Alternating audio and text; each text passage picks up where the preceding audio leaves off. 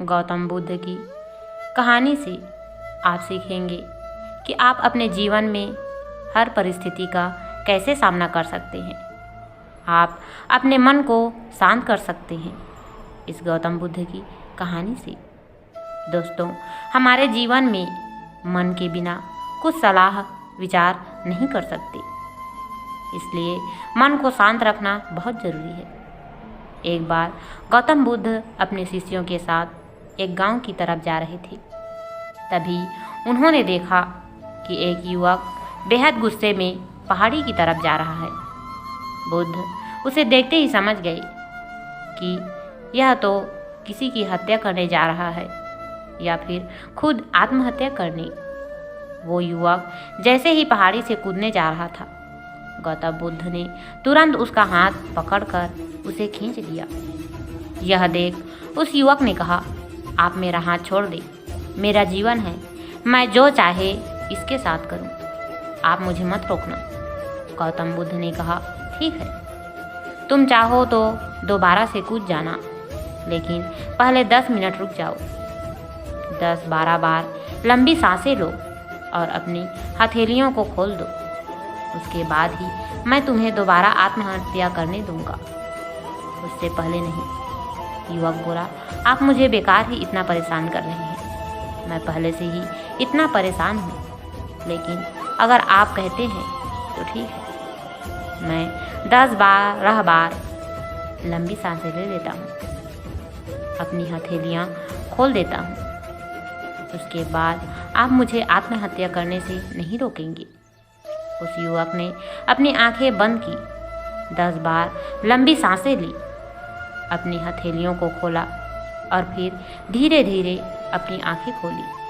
फिर महात्मा बुद्ध ने कहा कि ठीक है, अब तुम जा सकते हो। वह युवक पहाड़ी की तरफ गया।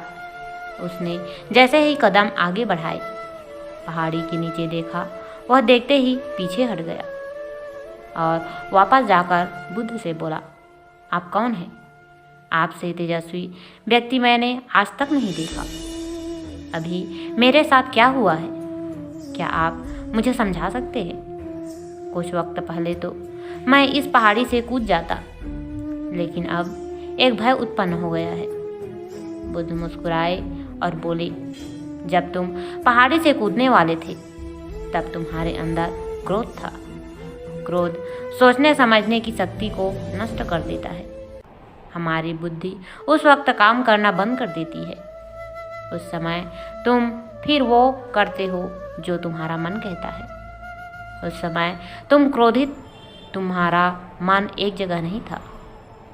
उस समय तुम खुद को खत्म कर देना चाहते थे, लेकिन जब तुमने अपनी आंखें बंद करके लंबी सांसें और अपनी हथेलियों को खोला, तब तुम्हारा दिमाग और मन दोनों शांत हो गया और तुम्हारी नकारात्मक ऊर्जा सकारात्मक ऊर्जा में बदल गई, जिसके कारण तुम्हारी बुद्धि को नियंत्रण प्राप्त हुआ और तुम सही निर्णय लेने में सक्षम हो सके। युवक बोला, आप कौन हैं? बुद्ध ने कहा, यह जगत के लोग मुझे बुद्ध कहते हैं।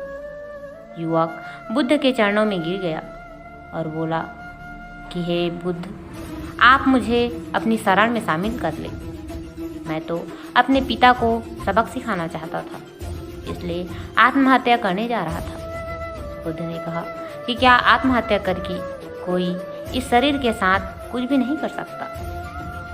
जब तक हमारे पास यह शरीर है, हम कुछ भी कर सकते हैं, लेकिन यदि यह शरीर नहीं होगा तो हम कुछ भी नहीं कर सकते। युवक कहता है, आप सही कहते हैं बुद्ध, लेकिन आप नहीं जानते, मेरे पिता ने मुझे बहुत अपमानित किया है।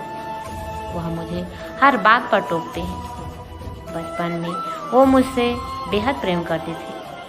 उसके बाद उन्होंने मुझे शिक्षा प्राप्त करने के लिए गुरुकुल भेज दिया। मैं हमेशा सोचता था कि मैं गहन अध्ययन करके उनका नाम रोशन करूंगा और मेरे पिता यह सब देखकर बहुत खुश होंगे। जब मैं शिक्षा पूरी करके वापस आया, तब मैंने अपने पिता को बताया कि मैंने सारे शास्त्र, वेद, उपनिषद कंठस्थ कर लिए हैं। और मुझसे बड़ा ज्ञानी कोई नहीं है। तब वो खुश होने की जगह मुझसे कहते हैं कि अपने आप को ज़्यादा ज्ञानी होने के भ्रम में मत डालो, ना ही खुद में अहंकार लाओ। मैं तो उन्हें दिखाना चाहता था कि मैंने कितना गहन अध्ययन किया है। मैं बड़े से बड़े शास्त्रार्थ में जाने लगा। सभी मेरे ज्ञान से प्रभावित होने लगे। सभी ने मुझे महान ज्ञाता माना, लेकिन मेरे पिता ने नहीं माना। वह मेरे शास्त्रार्थ के बीच पहुंच जाते और मेरे बताए गए ज्ञान में कुछ न कुछ कमी निकालते और सबके आगे मुझे अपमानित करते। वो मेरे साथ रहने वाले मित्रों को भी अपमानित करते थे, यह कहकर कि वो मेरा जीवन बर्बाद कर देंगे, क्योंकि वह मेरा साथ देते थे, मेरे ज्ञान की प्रशंसा करते थे। मैं समझ नहीं पा रहा था कि वह ऐसा क्यों कर रहे हैं। तब मेरे मित्रों ने मुझसे कहा, क्योंकि वो मेरे जितना ज्ञान अर्जित नहीं कर पाए, इसलिए वो मुझसे ईर्ष्या करते हैं। एक दिन मेरी उपाधियों के कारण मेरे मित्रों ने मुझे मदिरा पान कराया। यह बात मेरे पिताजी को पता चल गई। वो ढूंढते ढूंढते वहाँ पहुँच गए और मुझे वहाँ सबके सामने थप्पड़ मार दिया। मुझे बहुत अपमानित महसूस हुआ।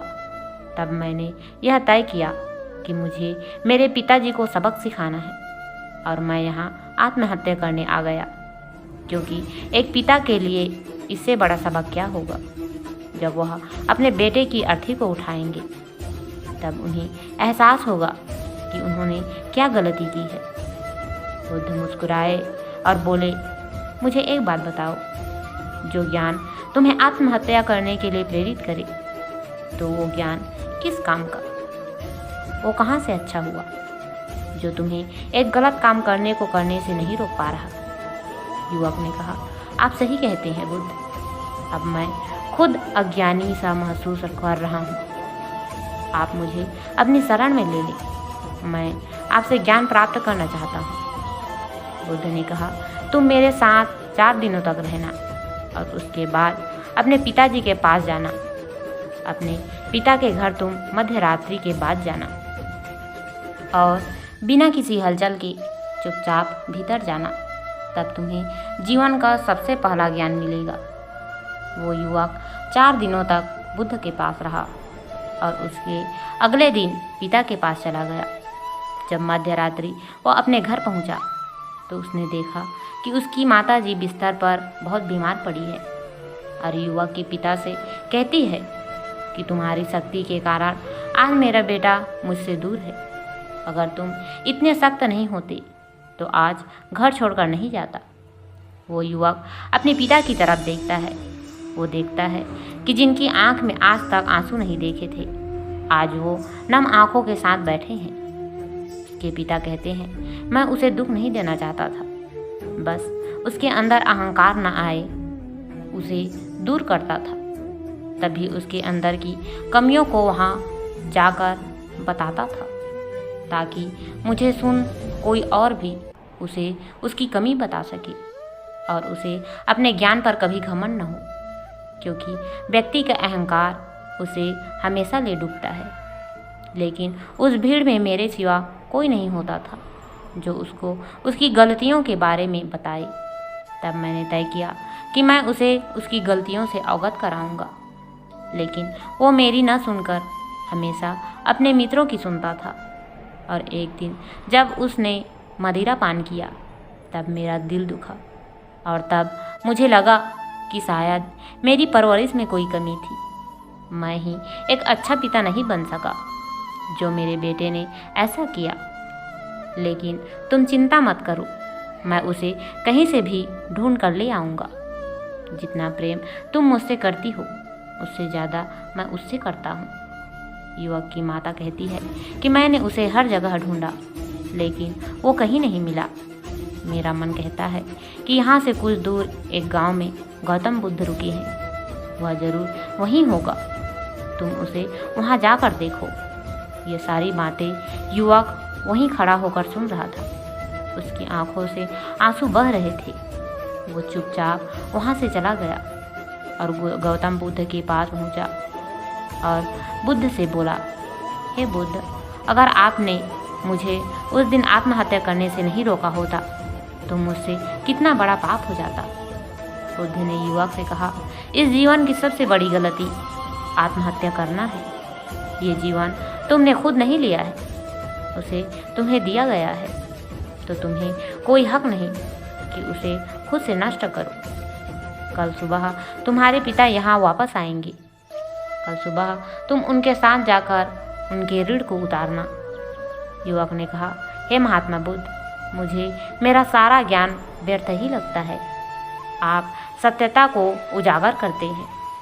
मैं आपके साथ रहकर आपसे ज्ञान प्राप्त करना चाहता हूँ। मुझे अपने संग में आप शामिल कर लें।